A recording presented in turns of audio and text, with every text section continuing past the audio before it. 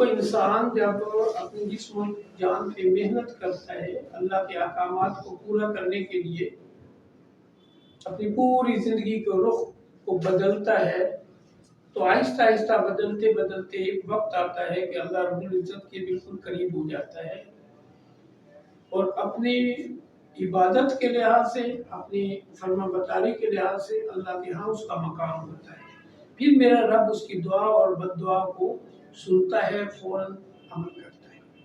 اب ہوتا یہ ہے کہ ایسا انسان جب دعا کرتا ہے تو میرا رب فوراً قبول کرتا ہے، اس کی عبادت کی وجہ سے، اس کی فرما برداری کی وجہ سے۔ اور ایسے انسان کم ہوتے ہیں کیونکہ محنت انسان کم کرتا ہے۔ آپ لوگ بھی اپنی زندگی کا رخ بدلنا چاہو تو اللہ کے احکامات میں سب سے پہلے نماز پڑھتے رہو، ذکر اذکار کرتے رہو، ہر وقت آپ باوضو رہو اور ذکر میں رہو، جیسے نماز کا ٹائم ہو فوراً نماز پڑھو۔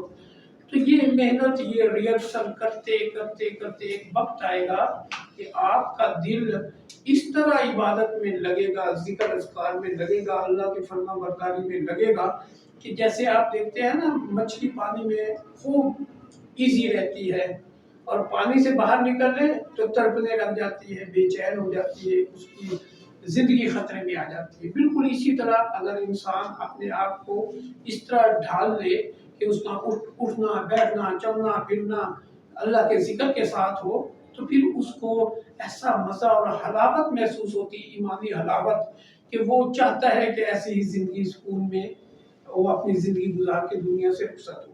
اور جو لوگ محنت کرتے ہیں پھر اللہ کے ہاں ایک مقام پاتے ہیں، پھر میرا رب ان کے قریب ہو جاتا ہے۔ جب وہ دعا یا بد دعا کرتے ہیں میرا رب سنتا ہے، فوراً عمل کرتا ہے۔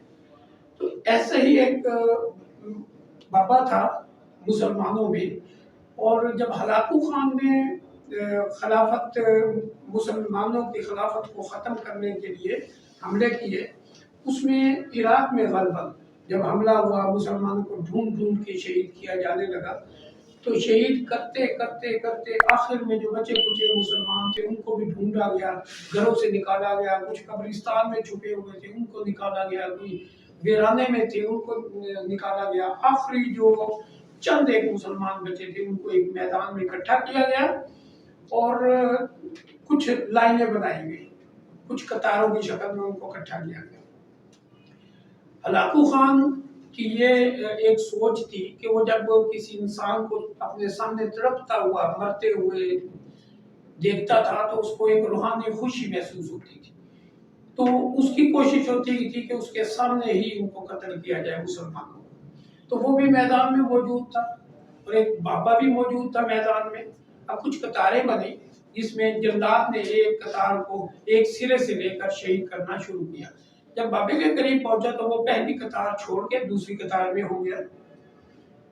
ہلاکو خان کی نظر پڑ گئی کہ بابے نے یہ حرکت کی، ایک لائن سے مطلب قطار سے نکل کے دوسری قطار میں ہو گیا۔ بہرحال جلاد اپنا کام کرتا رہا، شہید کرتا رہا، مسلمان تڑپتے رہے، اللہ کے ہاں جان دیتے رہے، ہلاکو خان خوش ہوتا رہا۔ اور بابا کیا تھا کہ وہ دوسری لائن میں، جب دوسری لائن میں شہادتیں ہوتی چلی گئی، بابے کے قریب جب پہنچا جلاد تو بابے نے وہ دوسری لائن چھوڑی اور تیسری قطار میں آ گیا۔ اسی طرح جب آخری قطار میں پہنچا، جلاد اپنا کام کر رہا تھا، ہلاکو خان اس پہ نظر رکھ کے اس کو مسلسل دیکھ رہا تھا کہ اگر اللہ اس پر قادر ہوتا تو اتنے مسلمانوں کو میں نے مارا ہے، صفحہ ہستی سے مٹا دیا ہے، تو تیرے رب نے ان کو کیوں نہیں بچایا؟ نعوذ باللہ ثم نعوذ باللہ۔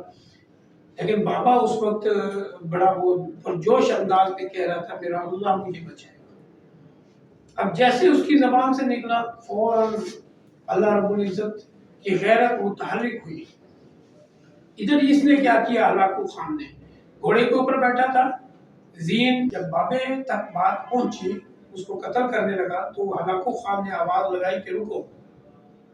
جلاد رک گیا۔ جب جلاد رک گیا تو ہلاکو خان خود آیا، گھوڑے پہ بیٹھا، جو سارے مناظر دیکھ رہا تھا، وہ آگے بڑھا اور آ کے بابے سے مخاطب ہو کے کہتا ہے کہ اب تجھے کون بچائے گا۔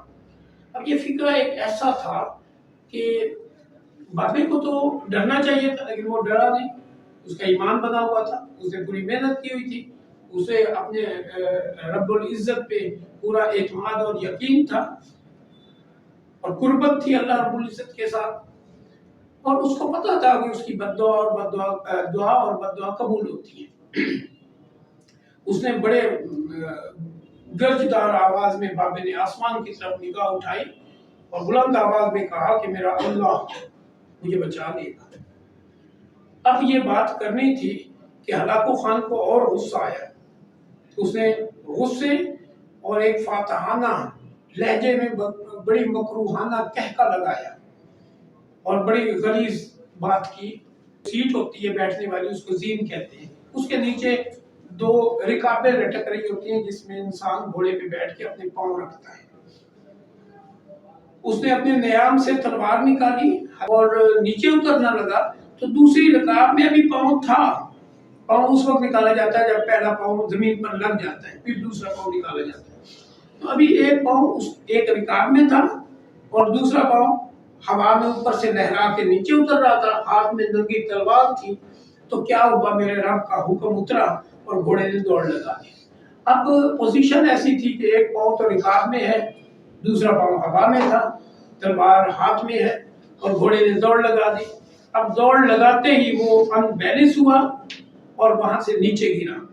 पांव उसके फंस गए उस रिकाब के अंदर, एक पांव, और खुद नीचे गिरा। घोड़े ने दौड़ लगाई और घोड़े के पांव के पिछले जो सुम हैं उसके मुंह पे लग रहे थे। घोड़ा सरपट दौड़ रहा था बड़ी तेजी से और ये जो हलाकू खान है ये घिसटता हुआ पीछे आ रहा था और उसने लोहे का लिबास पहना हुआ था जिसको ज़िरा कहते हैं। ज़िरा पहनी हुई थी। उस दौर में लोहे का लिबास पहना करते थे लड़ाई के दौरान।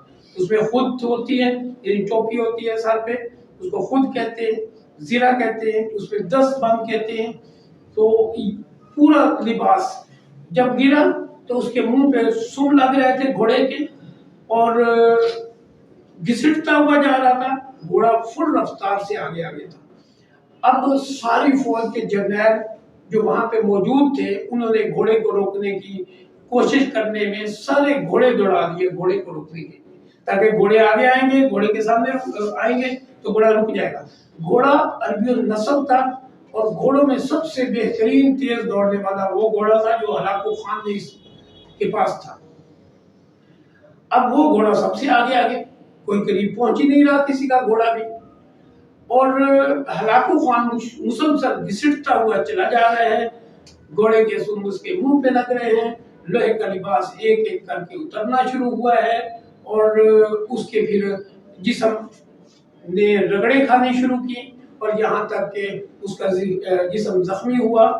सर की हड्डियां टूटी, जिस्म की हड्डियां टूटी और उसके जिस्म का बोझ बिखरने लगा। घोड़ा उस वक्त रुका जब वो बिल्कुल डेड हो चुका था, मर चुका था। और ये किसकी वजह से मरा? एक अल्लाह वाले की वजह से। जब अल्लाह से रिश्ता इंसान का मजबूत हो जाए तो वो दुआ भी कबूल करता है और बद्दुआ भी कबूल करता है। अभी आप लोगों की जैसे उम्र है, आप अभी से मेहनत शुरू कर दोगे तो मेरे रब के नजदीक कोई दूर नहीं है, बहुत नजदीक है कि आप अल्लाह के यहाँ कोई मुकाम हासिल कर लो। मुझे उम्मीद है कि इंशाल्लाह आप लोग कोशिश करेंगे।